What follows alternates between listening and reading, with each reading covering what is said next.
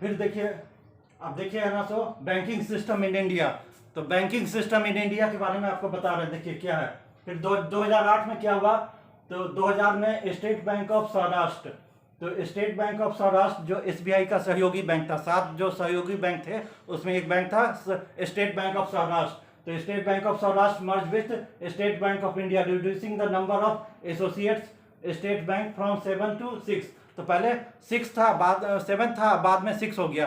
तो 2008 में state bank of Saurashtra का मर्जर हो गया किसमें, स्टेट बैंक ऑफ इंडिया में, जिससे है ना सो एसोसिएट्स बैंक की संख्या कितना थी, पहले 7 थी, बाद में 6 हो गई।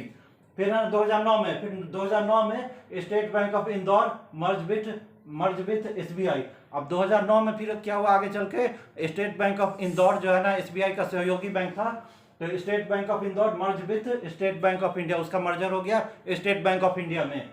फिर 1 अप्रैल 2017, अब 1 अप्रैल 2017 में क्या हुआ, भारतीय महिला bank and 5 state bank associates, namely state bank of Bikaner Jaipur, state bank of Hyderabad, state bank of Travancore, state bank of Mysore, state bank of Patiala well merge with SBI. अब फिर 2017 में क्या हुआ, देखिए 2 बैंक तो मर्ज हो गया था, एक 2009 में, एक है ना सो 2008 में स्टेट बैंक ऑफ सौराष्ट्र, 2009 में स्टेट बैंक ऑफ इंदौर है ना मर्ज कर गया स्टेट बैंक में। तो उसकी सहयोगी बैंक की संख्या कितना रह गई, 5।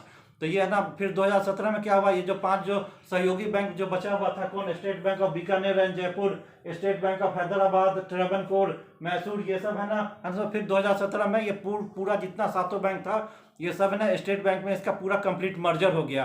तो जितना भी सहयोगी बैंक था इसका 2017 में 7 सहयोगी बैंक का 2017 जाते जाते पूरा स्टेट बैंक में मर्जर हो गया। और इसके बाद एक और बैंक जो था भारतीय महिला बैंक, उसका भी 2017 में मर्जर हो गया। भारतीय महिला बैंक का है ना जो खुला, भारत सरकार जो गवर्नमेंट ऑफ इंडिया खोली थी, तो यह ना इसकी पूरा फ्लॉप हो चुका था।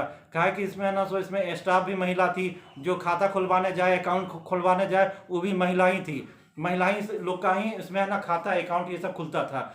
तो इसमें क्या हुआ कि बहुत इसका यानी कि भारत में हमारा देश ऐसा है, इसमें ज़्यादातर पैसा, खाता, अकाउंट ये सब है ना सो मर्ज ही जाता था बैंक में, पोस्ट ऑफिस, बैंक, ये सब में जो जितना भी कॉमर्शियल जगह है उस पर ज़्यादातर LIC ये सब में मेल ही लोग जाता है। भले ही है ना औरत के नाम पर, लेडीज़ के नाम पर अकाउंट हो, लेकिन आने जाने का ज़्यादातर काम है ना सो मेल ही करता है। तो ये भारतीय महिला बैंक में कौन, खाली महिला लोग का ही आ सकती थी, जा सकती थी, उसी का अकाउंट खुलेगा, स्टाफ भी, तो बहुत कम ही लोग उसमें आता जाता थे, महिला लोग, तो है ना उसमें, इसीलिए वो सक्सेसफुल नहीं हुआ। और बाद में उसका भी 2017 में भारतीय महिला बैंक का उसका भी मर्जर कर दिया गया स्टेट बैंक में।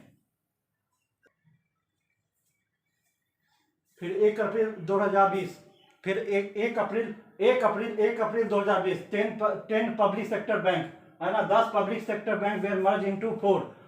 फिर 1 अप्रैल 2020 को क्या हुआ, तो देखिए 1 अप्रैल 2020 को है ना तो 10 पब्लिक सेक्टर बैंक है ना वेयर मर्ज इनटू 4 है ना, 10 public sector bank, commercial bank को 4 में है ना तब्दील कर दिया गया। As per the mega consolidation as per the mega consolidation plan, Oriental Bank of Commerce and United Bank of India was merged into Punjab National Bank.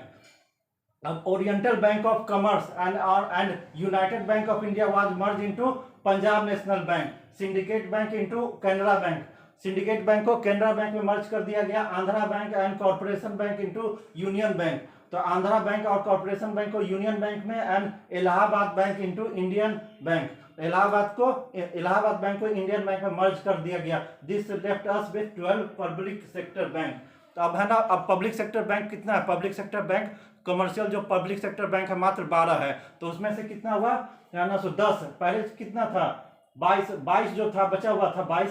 तो 22 को है ना पब्लिक सेक्टर बैंक जो था तो उसको है ना सो मर्ज कर दिया गया 4 में इंटू 4। तो अब है ना टोटल कितना बच गया है, 12 पब्लिक सेक्टर बैंक है ना सो बच गया है पूरे भारत में, इंडिया में।